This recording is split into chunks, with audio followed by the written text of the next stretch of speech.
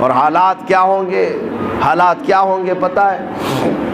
بزرگوں نے فرمایا جب تمہارے اہل خانہ تمہیں دفن کر کے جاتے ہیں تو 3 دن نہیں گزرتے کہ تمہاری ناک سے اور کان سے اندر کی چیزیں باہر آنا شروع ہوتی ہیں، ہمارے پیٹ کا گودا باہر آنا شروع ہو جاتا ہے، اور 8 دن نہیں گزرتے کہ پیٹ پھٹ جاتا ہے، انتڑیاں باہر نکل آتی ہیں، تعفن ہو جاتا ہے قبر کے اندر، اور اچانک مٹی سے کیڑے پیدا کر دیے جاتے ہیں جو جسم کے ان اعضاء کو کھانے لگ جاتے ہیں۔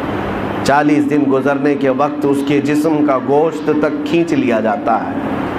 میرے عزیزو، یہ ہماری حقیقت ہے، یہ ہماری حقیقت ہے۔ میں کبھی کہتا ہوں نوجوانوں سے جو جیم میں جا کر اپنی باڈی بنانے میں گھنٹوں صرف کرتے ہیں، اپنی باڈی بنانے میں، اپنا چہرہ بنانے میں، تمہیں پتہ ہے مولا کائنات علی مرتضیٰ رضی اللہ تعالیٰ عنہ ایک دن قبرستان گئے اور قبر والوں کو سلام کیا، السلام علیکم یا اہل القبور، اور پھر پوچھا اے قبر والے تمہارا کیا حال ہے؟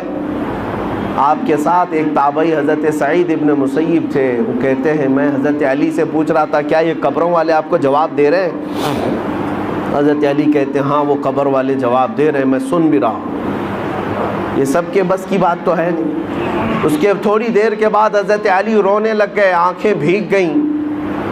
ان کے ساتھ موجود تابعی نے پوچھا کہ کیا جواب دیا قبروں والوں نے؟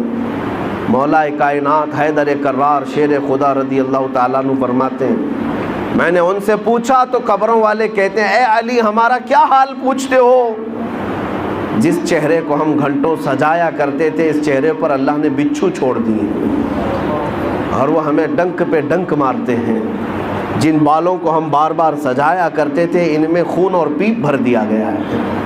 ہمارے جسم کے اوپر سے چمڑیاں ادھیڑ دی گئی ہیں اور گوشت کی سڑن پیدا کر دی گئی ہے، اور وہ قبروں والوں کے حالات حضرت علی سنتے سنتے رونے لگ گئے۔ وقت کے صحابی داماد رسول قبر کے ذکر سے رو پڑتے تھے۔ میرے عزیزو، آج ہماری کیا حالت ہے؟ ہماری آنکھیں تک نہیں بھیگتی، ہمارا دل تک موم نہیں ہوتا۔ خواہشات نے ہمیں اتنا مصروف کر دیا ہے کہ اپنا آخری سفر بھی بھول بیٹھے، جبکہ تمہیں پتہ ہے تم ہماری تقریر سنو یا نہ سنو، کسی کا بیان سنو یا نہ سنو، تمہیں تو موت آنی ہے اور تمہیں لے جایا جائے گا۔ اس بات کو مانو یا نہ مانو، تمہارے نہ ماننے سے، تمہارے انکار کرنے سے تمہاری موت کے آنے میں کوئی فرق نہیں پڑے گا۔ موت تو آنا ہے، تم 1000 اختلاف کرو مجھ سے، 1000 مجھے گالیاں دے لو، لیکن موت تو آنی ہے میرے عزیز، موت تو آنی ہے۔ ہم نے بھاری بھرکم جسم بھی اٹھائے ہیں، بڑے پیسے والوں کو بھی اٹھایا ہے، لیکن دیکھ کر کے اس بات کا احساس ہوتا ہے کہ پورے کفن میں ایک جیب بھی نہیں رکھی جاتی، اور نہ ہی ہم اپنے عزیز مردے کو دفن کرتے ہیں تو 5 روپے 10 روپے 100 روپے 1000 روپے کی نوٹ تک نہیں رکھتے، اور رکھنا بھی نہیں چاہیے۔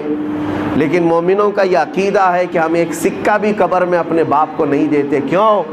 سب کو پتہ ہے کہ یہاں یہ سکہ نہیں چلنے والا، یہ دوسری دنیا ہے، یہاں انصاف دوسرا ہوگا، یہاں ملائکہ آئیں گے اور وہ نہ رشوت لینے والے ہیں اور نہ سفارش تمہاری لینے والے ہیں۔ یفعلون ما یؤمرون، وہ اتنا ہی کریں گے جتنا ان کو حکم دیا جائے گا۔ اے میرے عزیزو، وقت بہت کم رہ گیا ہے، وقت بہت کم رہ گیا ہے، اور اب تک ہمارے پاس ایسی کوئی چیز نہیں جس کو لے کر کے ہم قبر میں جائیں۔ مجھے ایک واقعہ بار بار جھنجھوڑتا ہے۔ ممبئی کی سرزمین پر ہمارے ایک حاجی صاحب، بڑے پیسے والے، پرہیزگار آدمی بھی ہیں، لیکن اپنے بیٹے کو انہوں نے بچپن سے، اکلوتا بیٹا تھا، کانوینٹ میں پڑھایا، انگلش میں پڑھایا، اور بہت ٹاپ کی کالج یونیورسٹی میں پڑھا، یہاں تک کہ اسے لندن بھی پڑھنے کے لیے بھیجا تھا۔ 24 سال کا یا 25 سال کا لڑکا تھا، اچانک بون کینسر ہو گیا۔ بون کینسر ایسا ہوا کہ پتہ ہی نہیں چلا، 6 مہینے کے بعد پتہ چلا کہ یہ 3rd سٹیج پر ہے، کچھ کر ہی نہیں سکتے تھے۔ پہلے تو لندن میں علاج ہوا، اس کے بعد پھر وہاں سے مایوس ممبئی لوٹ آئے۔ جب گھر آئے تو 25 سال کا جوان بستر پر ہے، گل گیا ہے، اور باپ کی حالت دیکھنے کے قابل، روتا تھا، نمازوں میں آ کر دعا کی چٹھی ہر بار۔ پھر وقت ایسا آیا، مجھے وہ بات یاد آتی، کافی سال ہو گئے، اس نوجوان لڑکے نے اپنے باپ کو ایک دن بلایا، کہا ابا جان میری اسکول کی سرٹیفکیٹ، شیلڈ، مارک شیٹ یا جو مجھے انعامات ملے تھے وہ کہاں ہیں؟ کہا باپ نے بیٹا سب سنبھال رکھا ہوں، الماری میں سب ہے، سب ہے۔ کہا میں دیکھنا چاہتا ہوں۔ اس کی 7ویں کی، 10ویں کی، 12ویں کی اور جو اس نے مسابقے جو کمپٹیشن میں شیلڈ لیے تھے وہ سب رکھی ہوئی تھی۔ باپ لا کر کے دیتا ہے، یہ تیری 10ویں کی ہے، یہ 12ویں کی ہے، یہ کالج کی ہے، یہ تو لندن میں جو پڑھا اس کی ہے، فلاں کورس کی ہے۔ وہ بستر پر لیٹے لیٹے نوجوان دیکھتا رہا، حسرت سے اپنے باپ کو پوچھتا ہے وہ ساری سرٹیفکیٹ دکھا کر، ابا جان مجھے بتاؤ ان ساری سرٹیفکیٹ میں کون سی ایسی سرٹیفکیٹ ہے جو میں منکر نکیر کو بتا دوں تو مجھے چھوڑ دیں گے؟ میں قبر میں جانے والا ہوں، میری زندگی بہت مختصر سی رہ گئی، بون کینسر، اب میں بچنے والا نہیں ہوں، لیکن بابا جان مجھے بتاؤ اس سرٹیفکیٹ میں کون سی بتاؤں منکر نکیر کو کہ وہ چھوڑ دیں گے مجھے؟ باپ کہتا ہے میرے پیروں تلے زمین کھسک گئی، میں نے آج تک یہ سوچا بھی نہیں تھا۔ میں نے اپنے بچے کو قرآن اور حدیث کی تعلیم تو نہیں دی تھی، مختصر قرآن تو پڑھایا تھا، لیکن کوئی سورہ بھی اسے یاد نہیں تھی، اس لیے کہ اسکول کالج ٹیوشن اور لندن اسی میں رہ گیا پیسے خرچہ کرتے کرتے۔ اور آج دنیا سے میرا بیٹا 24 سال کی عمر میں جا رہا ہے، اسے کوئی سورہ یاد نہیں ہے۔ اور اس لڑکے نے وہ میسج دیا تھا، بابا جان یہ میسج پہنچا دینا مولانا صاحب کو کہ اللہ نے اگر کسی کو بیٹا دیا ہے تو صرف دنیا میں ایسا اسے گھوڑا نہ بنائے، ایسا گھوڑا نہ بنائے ریسنگ کا گھوڑا کہ صرف دوڑتا رہ گیا، اسے خبر ہی نہیں ہے اس کی آخرت کا کیا ہونا ہے۔ کم سے کم ہر باپ اتنا تو اپنے بیٹے کو دے دے کہ وہ قبر میں میرے مصطفیٰ کو منہ دکھانے کے قابل تو ہو جائے۔ نبی پاک صلی اللہ تعالیٰ علیہ وسلم قبر میں تشریف لائیں اور پوچھیں کہ میرے لیے کیا لایا ہے تو تمہارا چہرہ کھل تو جائے کہ یا رسول اللہ میں آپ کا ہوں، آپ کے لیے دنیا چھوڑ آیا ہوں۔ لیکن ہماری اتنی حیثیت نہیں کہ جا کر کے کہہ دیں۔ آج تو حالات ایسے ہیں کہ کل میں پوچھتا ہوں، قیامت کے دن ہم سے سوال ہوگا، آپ سے سوال ہوگا۔ اے نوجوانوں، اللہ تبارک و تعالیٰ اگر جوانی کے بارے میں تم سے یہ سوال کرے کہ تیری 25 سالہ زندگی تھی، جب تو 20 سے 25 سال کا تھا، 25 سے 30 سال کا تھا، تیرے پاس طاقت تھی، قوت تھی، تو جوان تھا، اس وقت تو کیا کر رہا تھا؟ رب تبارک و تعالیٰ کے ہاں ہر دن کا سوال ہونے والا ہے، اتنی بات یاد رکھو۔ حدیث میں ہے میرے آقا صلی اللہ علیہ وسلم فرماتے ہیں اس وقت تک میدان محشر سے کوئی ہٹ نہیں سکتا جب تک اپنی جوانی کا حساب پورا نہیں دے گا، دینا ہوگا۔ تم سے اگر یہ پوچھا جائے، رب تعالیٰ اگر یہ پوچھ لے جب میرے نبی کی شان میں گندی گالیاں دی جا رہی تھی، اے جوان تو کیا کر رہا تھا؟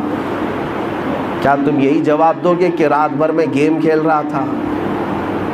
اے اللہ تیرے نبی کو جب گالیاں دی جا رہی تھی، توہین کی جا رہی تھی، تو میں تو کرکٹ کھیل رہا تھا، فٹ بال کھیل رہا تھا، جیم پہ جا رہا تھا، دعوتیں اڑا رہا تھا، برتھ ڈے منا رہا تھا، یہی جواب دو گے؟ ہمارے پاس ہے کیا چیز؟